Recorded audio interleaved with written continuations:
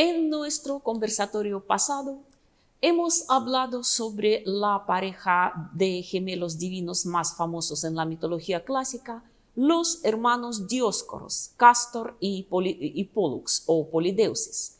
Hoy vamos a hablar sobre otras parejas de gemelos, tal vez no tan famosos, pero también interesantes, debido a que también eran semidioses. Entonces, los siguientes que vamos a conocer son los hermanos Ceto y Anfión. Ceto y Anfión, hijos de Zeus y de una mujer mortal, cuyo origen está relacionado principalmente con la región histórica de Beocia y con su capital Tebas, una de las ciudades más famosas de la Grecia clásica, que con frecuencia figura en diferentes mitos, y hasta hoy día sus ruinas se ven muy impresionantes, evidencia clara de que en sus mejores tiempos debió ser una ciudad muy bella y majestuosa. El padre de nuestros héroes de hoy era Zeus, algo muy común en caso de los superhéroes, y la historia de su madre Antíope es conmovedora, porque tal vez entre todas las amantes mortales de Zeus, Antíope, la hija de Nicteo, el rey de Tebas, es, salvo tal vez Sémele, la madre de Dioniso, la más trágica, la más sufrida entre todas las heroínas. ¿Qué es lo que le pasó a Antíope? Dicen que era muy hermosa, tan hermosa que Zeus, por supuesto, viéndola desde el Olimpo, no podía olvidarse de ella. Pero Antíope, como se sabe, era soltera.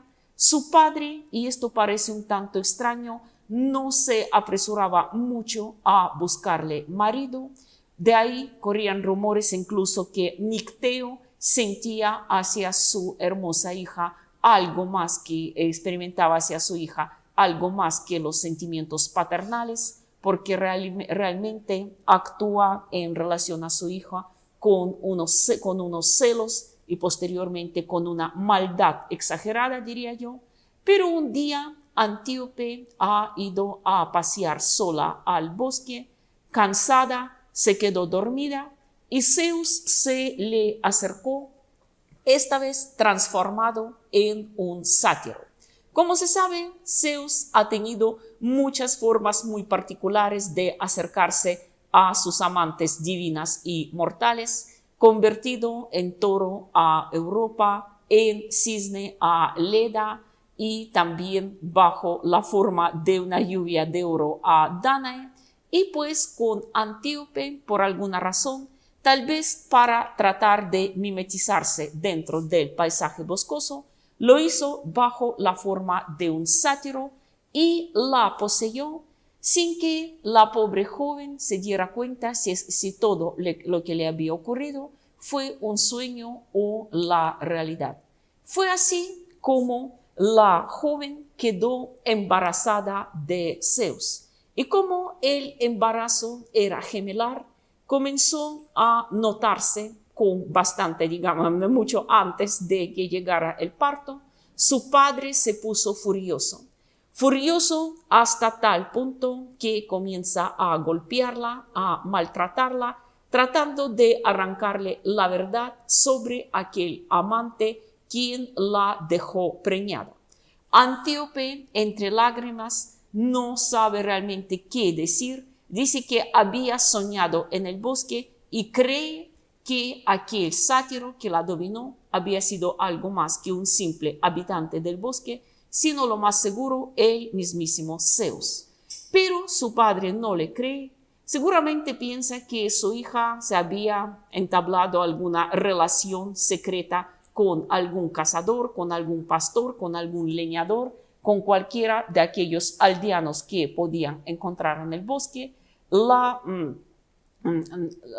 maltrata, la tilda de ramera, de mujerzuela. Antíope se siente realmente desesperada hasta tal punto que Zeus, viéndola desde el Olimpo, según una versión, decide ayudarle pidiéndole a Atenea que enviara a su búho, porque como se sabe, el búho es el ave predilecto de la diosa Atenea, para que esta lechuza o este búho le guiara a Antíope. O según otra versión, fue esta vez el mismo Zeus quien se convirtió en aquel mochuelo y le señaló a Antíope que debería seguirlo.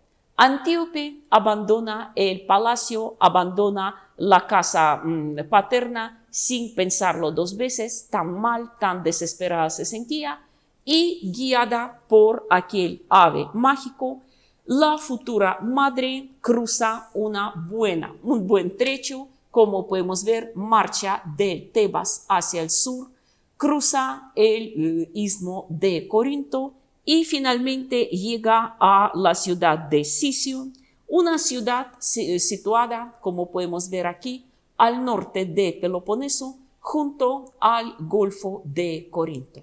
Aquí precisamente están los restos de la antigua Sición. En aquel entonces en Sición gobernaba un joven y apuesto rey llamado Epopeo, un nieto del dios Helios, quien al ver a Antíope se enamoró a primera vista de la deslumbrante belleza de la joven, incluso cuando ella le confesó que estaba esperando dos gemelos de alguna divinidad suprema, supuestamente del mismísimo Zeus. A Epopeo esto pareció no importarle. Como podemos ver, a diferencia de tantos otros reyes mitológicos, este resultó ser tan magnánimo y realmente tan enamorado que mostró el deseo de casarse con Antíope enseguida y criar a sus futuros gemelos como hijos propios. Sin embargo, su felicidad no duró mucho y otra vez por culpa de Nicteo, el padre de Antíope. En vez de alegrarse, en vez de pensar, menos mal que ahora mi hija ha encontrado a alguien quien encubriría su vergüenza, quien salvaría su honor, Nicteo prefiere recuperarla porque se siente frustrado. Aquí, como podemos ver, aparece una gran sospecha, que es lo que realmente Nicteo sentía por su hija. Entonces, organiza sus tropas y junto con su hermano Lico marcha sobre Sición. En una batalla, en un enfrentamiento cara a cara con Epopeo, este logra herir de muerte a su suegro y, aunque es rescatado con vida por las tropas tebanas, ya es evidente que no durará mucho. Y entonces, en sus últimas horas, Nicteo le pide a Lico, su hermano menor, que se encargue de terminar la guerra, de castigar con la muerte a Epopeo, su asesino, y de volver a casa a la desvergonzada de Antíope. Y así fue. Lico resultó ser un estratega, un compañero mucho más talentoso, mucho más hábil que su hermano mayor. Él logró matar a Epopeo en una batalla, tomar por asalto a Sición, a saquearla y captura a Antíope, a la que llevan como prisionera de vuelta a Tebas, porque ahora Lico, por, su derecho a sucesión, es nuevo rey de Tebas y realmente se lleva a casa a su sobrina, a pesar de que a ella ya le falta poco tiempo para dar a luz. Y fue entonces que Antíope, sin haber llegado todavía a Tebas, dio a luz al pie del monte de Citerón, en pleno camino, como podemos ver, y además de tener que soportar un parto doble, seguramente muy difícil en semejante situación, y además apenas nacieron los dos niños, un par de gemelos encantadores, a la pobre madre ni siquiera les permitieron sostenerlos entre los brazos. Lico, recordando la última voluntad de sus palabras, ordena que los pequeños sean abandonados en el bosque a la merced de las fieras, de los animales salvajes, y a la pobre Antíope, por mucho que llore, por mucho que se debate, la lleva consigo por la fuerza. Y cabe señalar que la vida de Antíope realmente era terrible, porque Lico la deja bajo las órdenes de su hermana Dirce, una mujer, como veremos en adelante, muy malvada.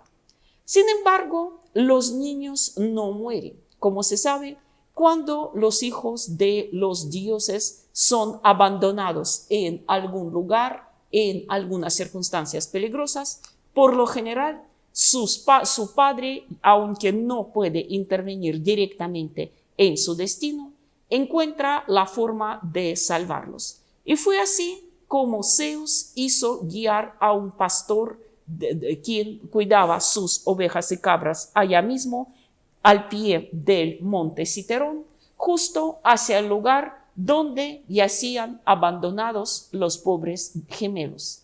El hombre se apiadó de ellos, se los llevó a su casa y los crió como hijos propios. Así que, como podemos ver, los dos niños que recibieron los nombres de Ceto y Anfión fueron criados como simples pastores. Y sin embargo, aunque eran gemelos, no eran idénticos. Ya desde pequeños, los dos comienzan a mostrar unos dones y unos, digamos, y una predestinación diferente. Ceto era muy fuerte físicamente, dicen que podía mover montañas y se convirtió en el mejor pastor de la región. En toda la región, en todos los bosques cerca del monte Citerón, no había ningún otro pastor tan afortunado que se llevaba tan bien con sus ovejas, con sus cabras. Dicen que hasta los animales lo querían, y además poseía tanta fuerza que él solo podía enfrentar a un lobo, incluso un oso, a un león, así que ninguna fiera en su sano juicio no se atrevía a acercarse a sus rebaños. Mientras tanto, su hermano Anfión, aunque no era tan fuerte ni tan vigoroso, poseía el don de la música. Cabe señalar que ambos hermanos estaban bajo el patrocinio de dios Hermes. Hermes, como se sabe, también era hijo de Zeus y por lo tanto su medio hermano. Y sabemos que, aunque nosotros conocemos por lo general a Hermes como dios del comercio, de los negocios, pero también era dios que se encargaba de los rebaños, aunque posteriormente había cedido este papel a su hijo Pan, y también era un músico. Al fin y al cabo, él fue quien inventó la lira y después la regalaría a Apolo. Por lo tanto, Hermes patrocinaba a los dos muchachos, y mientras a Ceto lo instruyó precisamente en el cuidado de los rebaños, en el oficio del pastoreo, a Anfión le enseñó a tocar la lira. Anfión, mucho más espiritual, mucho más lírico que su hermano, siempre mostraba un mayor interés por el oficio de músico que por el del pastor. Y sin embargo, aún así, los dos se querían mucho. Nunca había entre ellos ningún atisbo de rivalidad, y siempre cuando era necesario aplicar la fuerza, actuaba Ceto. En cambio, Anfión era muy hábil en otras artes. Posteriormente, los dos crecieron y corrieron rumores que en el monte Citerón vivían dos jóvenes semidioses que, aunque llevaban la vida de simples pastores, sin duda habían nacido para ser algo más, tal vez para ser reyes. Y fue entonces cuando Antíope, la madre de los dos jóvenes, decide escapar de su prisión en el palacio de su tío, el rey Lico, y donde prácticamente la tenía esclavizada Dirce, la malvada esposa de Lico. Dicen que Dirce trataba a Antíope como a una simple sirvienta, la alimentaba con sobras, la obligaba a vivir en un cuartucho con la servidumbre, en fin, estaba muy envidiosa de su belleza, de sus dones, y en el fondo sospechaba que Lico, a pesar de ser el tío de la joven, también pensara tal vez reemplazarla en su lugar de reina. Dirce temía muchísimo que Lico iba a repudiarla y sentaría en el trono a Antíope. Pero Antíope lo soportaba. ¿Por qué? Porque simplemente no sabía dónde ir. ¿Quién más iba a darle refugio? Sin embargo, cuando se enteró de que sus hijos, como ella había pensado antes, no han muerto en el bosque, sino crecieron y se convirtieron en dos jóvenes muy apuestos, muy magnánimos y muy fuertes, ella escapa, huye al bosque de Citerón, donde tras una larga travesía finalmente encuentra a sus hijos. La familia se reúne y Antíope cuenta a los muchachos sobre su verdadero origen y ellos realmente deciden que su madre tiene razón. Ellos no han nacido para ser simples pastores de ganado. Merecen el trono de su abuelo. Levantan contra Lico a todos los pastores y aldeanos del lugar y, como es de esperar, ganan la guerra. Lico es asesinado según una versión, según otra simplemente es desterrado porque los muchachos de todos modos decidieron perdonarlo porque los unían los lazos de sangre. Antíope ahora ocupa un lugar digno en el palacio como la madre de los jóvenes reyes, pero con Dirce, con la malvada Dirce, los dos son despiadados. Y esta historia es muy famosa. Ceto y Anfión amarran a la malvada Dirce a los cuernos de un toro salvaje y lo fustigan para que corra y destroce el cuerpo de la malvada verduga de su madre. Así terminó sus días Dirce, la verduga, la torturadora de la pobre Antíope, y cabe señalar que posteriormente esta historia ganó mucha popularidad en Roma, donde a las mujeres cristianas tradicionalmente las ejecutaban en la arena, haciendo la escenificación del mito de la malvada Dirce. A la pobre cristiana la amarraban a los cuernos de un toro salvaje y lo hacían correr como loco por la arena hasta que se caía agotado, herido de muerte, y la aplastara con todo su peso. Este cuadro precisamente se denomina Dirce cristiana. Entonces la justicia ha triunfado. Ceto y Anfión ocupan el trono de sus ancestros.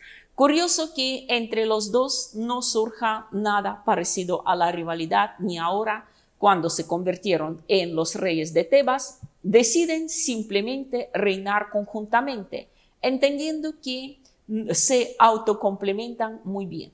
Por ejemplo, la primera decisión que tomaron los nuevos reyes era la necesidad de fortificar las murallas para que ningún enemigo pudiera volver a tomar la ciudad por asalto. Entonces, distribuyen muy bien sus funciones. Mientras Ceto, quien, como recuerdan, goza de una enorme fuerza física, logra transportar desde las montañas cercanas los gigantescos bloques de piedra, y Anfión actúa a su manera.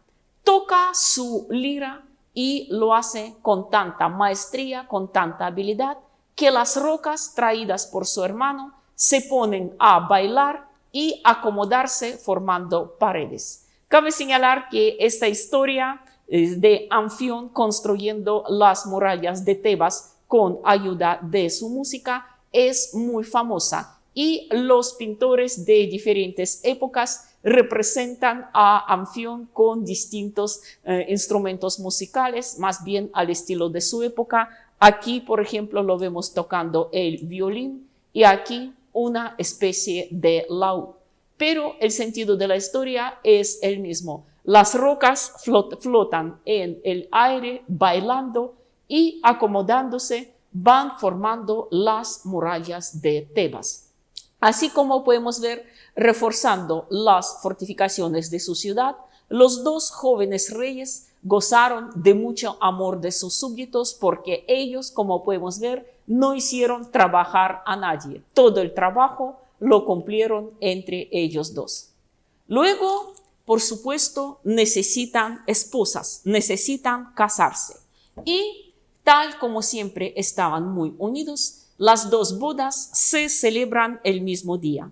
Seto se casa con la princesa Aedón, hijo de Pandario, rey de Éfeso, y Anfión con Níobe, hija de Tántalo, rey de Lidia, y por lo tanto nieta del mismo Zeus. Aparentemente todo marcha bien, pero cabe señalar que ninguno de los dos matrimonios han sido feliz. Las dos mujeres, Níobe y Aedón, solo trajeron desgracia a sus respectivos maridos. Níobe, como se sabe, era muy famosa por su fertilidad. El número de los hijos que ella había dado a Anfión va variando de un mito al otro. Según una versión, tuvo 7 hijos varones y 7 mujeres. Según otra verdad, su número era 8 y 8, 9 y 9 o incluso 10 y 10. Al fin y al cabo, Níobe se sentía muy orgullosa de tanta fertilidad y no dejaba de burlarse, no perdía la ocasión de burlarse de su cuñada Aedón, quien no tuvo más que un solo hijo llamado Itilo. Entonces Aedón, muy ofendida en sus sentimientos, porque Níobe cada rato trataba de denigrarla en público, diciendo, ay, por ahí va la infeliz, por ahí va la estéril, tarde o temprano Seto va a divorciarte de ti, va a tomar otra esposa. Lo decía, aunque Seto al parecer jamás pensaba hacerlo. Cabe señalar que ambos hermanos amaban mucho a sus esposas, pero finalmente es la misma Aedón que decidió vengarse a Níobe de una manera tan cruel como estúpida, diría yo, porque pensaba quitarle la vida no a su odiosa cuñada, sino al hijo mayor de esta. Cabe señalar que los dos muchachos, Itilo, el hijo de Aedón, y el primogénito de Níobe, cuyo nombre varía de una versión del mito a la otra, eran muy amigos y con frecuencia uno salía a pernoctar en la casa de otro y viceversa. En una ocasión, cuando el hijo de Níobe decide quedarse a dormir en la casa de Aedón, él y Itilo compartían la misma habitación. Entonces Aedón decide penetrar sigilosamente y clavar el puñal en el corazón del hijo de Níobe. Pero ella no sabía que los dos muchachos por alguna razón se intercambiaran de cama y en vez del hijo de la odiada Níobe, clavó el puñal en el corazón de su propio hijo Itilo, su único y adorable hijo. Dice que desde entonces la pobre Aedón se vuelve loca, no quiere decir ni una sola palabra, solo pronuncia cada rato el nombre de su único hijo desaparecido, Itilo, Itilo, Itilo, y finalmente se convierte en un pajarito conocido como ruiseñor. Desde entonces, la pobre Aedón ruiseñor canta en las noches con tanta tristeza, repitiendo a cada instante el nombre de su hijo. En cuanto a Níobe, podemos decir que su suerte fue igual de horrible. Por mucho que detestara a su cuñada, quería mucho a sus hijos pero en su amor materno cometió una gran locura. Porque en una ocasión, el día de las festividades en honor a la diosa Leto, la madre de Apolo y Artemisa, cuando todas las mujeres de Tebas se reunían en la ceremonia del sacrificio para honrar a Leto y a sus dos hijos, en una ocasión Níobe se negó diciendo: ¿y por qué vamos a adorar a aquella bastarda de los titanes, como ella llamó a Leto? Al fin y al cabo, yo soy la nieta del mismísimo padre Zeus, quien había vencido a los titanes, los encerrado en el Tártaro, y además yo tengo 14 hijos y esta desdichada solo 2.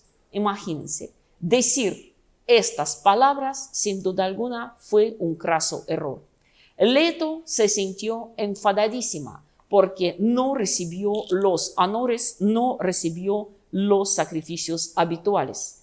Cuando se quejó a sus hijos Apolo y Artemisa, estos se pusieron furiosísimos, empuñaron sus arcos y mataron a toda la descendencia de Níobe.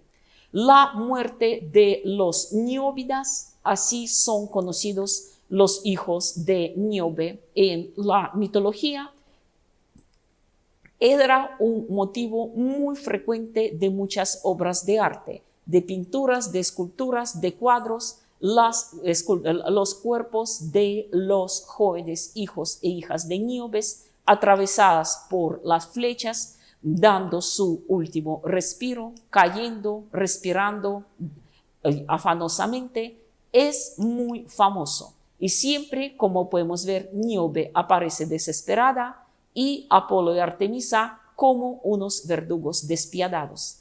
Según la versión clásica, Apolo mata con sus flechas a todos los hijos varones y Artemisa a todas las muchachas, salvo una llamada Melibea, la más pequeña, quien, como podemos ver aquí, se escondió de las flechas de Artemisa bajo las faldas de su madre. O, según otra versión, Leto, viendo que era simplemente una niña, permitió dejarla con vida. De todos modos, dicen que Melibea, después de esa historia, quedó traumatizada por el resto de sus días, incluso recibió otro nombre. A partir de entonces la llamaban Cloris, literalmente la palidez. Es decir, se volvió tan pálida que ya no pudo recuperar nunca su color normal. Anfión, viendo semejante tragedia, según una versión, simplemente no le aguanta el corazón, muere ahí mismo a causa de un paro cardíaco, como diríamos ahora, o según otra versión, simplemente se atraviesa el pecho con su propia espada. No pudo aguantar la pérdida de todos sus hijos. Entonces, Níobe también, al perder en un solo día a todos sus hijos, salvo la más pequeña, y también a su esposo, se petrifica de la desgracia y ahora, como podemos ver, no queda de ella más que una roca en forma de mujer, llorando eternamente sobre los sepulcros de los seres queridos. Cuando Seto se enteró de la terrible tragedia de la familia de su hermano, intentó destruir el santuario de Apolo y este furioso se lo llevó aún con vida al Tártaro y lo encerró ahí en el círculo de los pirómanas, de aquellos que provocan incendios a los lugares sagrados, es decir, en el lugar más horrendo del Tártaro, donde siempre arde el fuego eterno. Así de triste era la historia de aquellos dos gemelos semidivinos, Seto y Anfión. La tercera pareja de héroes gemelares de los que vamos a hablar hoy se llamaban Cetes y Calais, también conocidos como Boreadas por ser hijos de Bóreas, dios del norte, el más poderoso, el más fuerte y también el más lúgubre, el más implacable entre todos los vientos. Y estos, como se sabe, en la mitología griega son varios, cada uno con sus propias mañas, con su propio carácter. Y Bóreas, llamado Aquilón por los romanos también, era el más fuerte. Le tenían mucho miedo los navegantes porque con su soplo provocaba tormentas que un día estrellaban los barcos.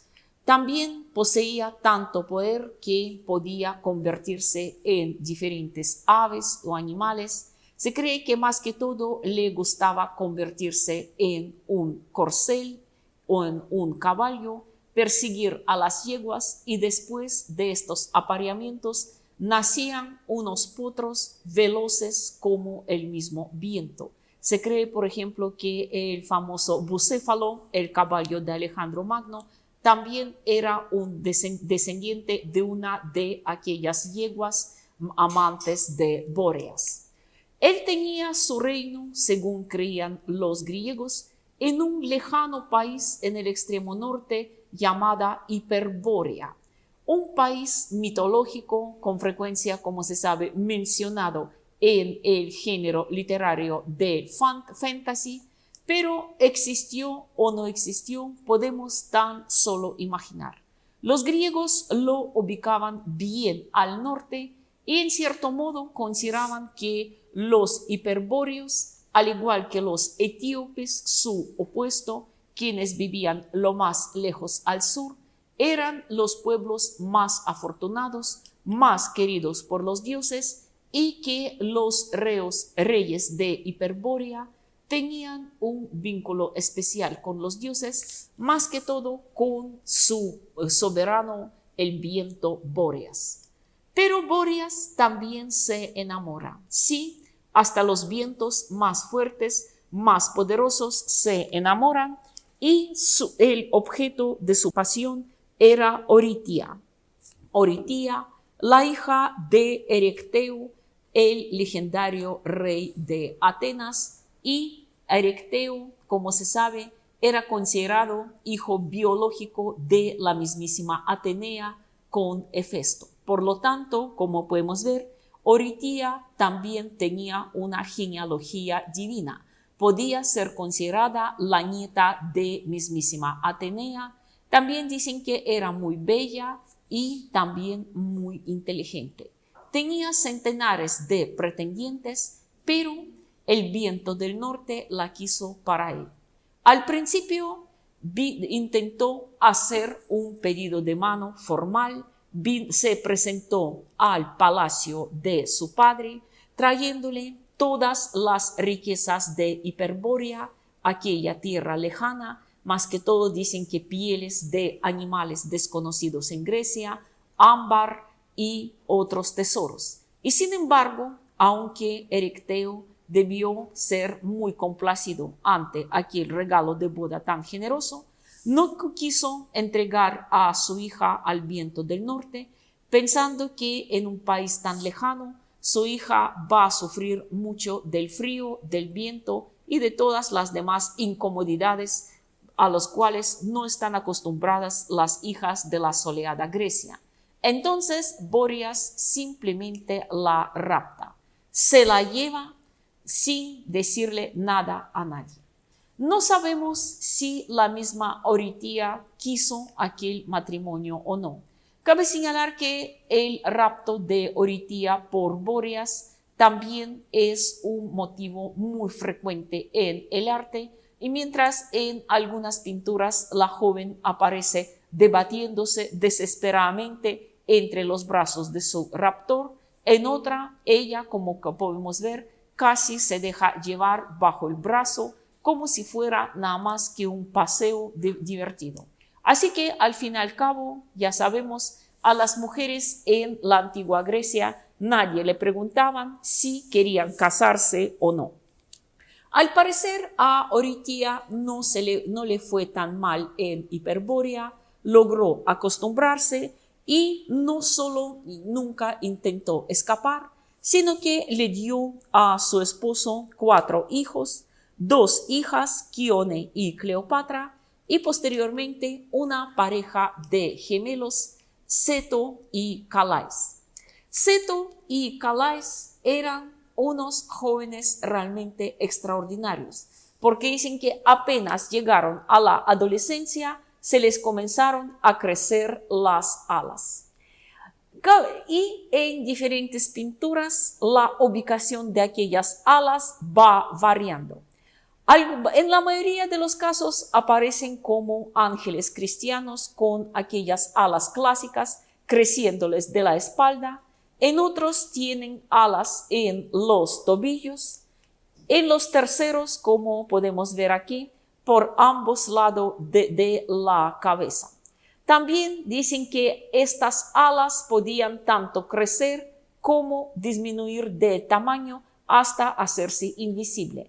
Al parecer, en la tierra las alas se les encogían cuando los hijos de Bóreas no los necesitaban, pero cuando querían emprender el vuelo, las alas se les crecían y se volvían muy poderosos. Sus archienemigos eran las arpías. Arpías, aquellas criaturas míticas, mitad mujeres, mitad rapaces, hijas del dios marino Taumante, que a su vez fue engendro de Gea y Ponto, y de una oceánide llamada Electra. Ellas, cuando perseguían a alguien, se volvían muy fastidiosas y muy peligrosas. Y este episodio del enfrentamiento de los Bóreadas con las arpías es famoso más que todo gracias a un episodio del viaje de los argonautas. Como se sabe, los 2 hermanos también participaron en la tripulación de Jasón, partieron con todos a Cólquide en la búsqueda del vellocino de oro, pero sobresalen más que todo en un episodio cuando llegan a Tracia a la corte del rey Fineas. Fineas, otroro rey muy próspero, muy poderoso, poseía el don de la adivinanza hasta tal punto que que estaba enterado incluso de muchos secretos de la vida íntima de los dioses, pero no sabía aprovecharse bien de este don, ya que cogió muy mala costumbre de chismosear. Chismoseaba y confiaba a los humanos los secretos de la vida de los dioses que no estaban destinados para sus oídos. Como resultado, los dioses se pusieron furiosos. Primero le quitaron la vista, Fineas quedó ciegas y luego enviaban a aquellas horrendas arpías, hijas de Taumante con Electra, para que le arrebataran todos sus alimentos, es decir, el pobre, cuando lo encontraron los argonautas, estaba a punto ya de morir de inanición, apenas se llevaba algún bocado a la boca, las arpías se la quitaban. Y además su palacio olía terriblemente. Las arpías lo ensuciaban todo con sus excrementos. Los argonautas se apiadaron del pobre hombre, lo alimentaron con todo lo que tenían y además los 2 hermanos Bóreadas le prometieron librarlo de las arpías. Realmente, como se sabe, arpías eran aladas, sus plumas cortaban como puñales de bronce y además ellas poseían unas garras terribles. Para enfrentarse a las arpías era preciso saber volar. Y como se sabe, entre toda la liga de superhéroes, que era el equipo de los argonautas, solo 2, Cetes y Anfión, poseían ese don. Entonces se enfrentaron a las arpías, se pusieron a matarlos con sus espadas y cuando las arpías atemorizadas intentaron escapar, Cetes y Calais volaron tras ellas. Y allí no se sabe con exactitud qué les había sucedido a aquellos 2 grandes héroes. Según una versión, ellos simplemente perecieron en aquella persecución. Querían dar muerte a todas las arpías, pero como las arpías eran muchas y ellos solo dos, volaron tras ellas hasta que finalmente cayeron exhaustos y finalmente muertos.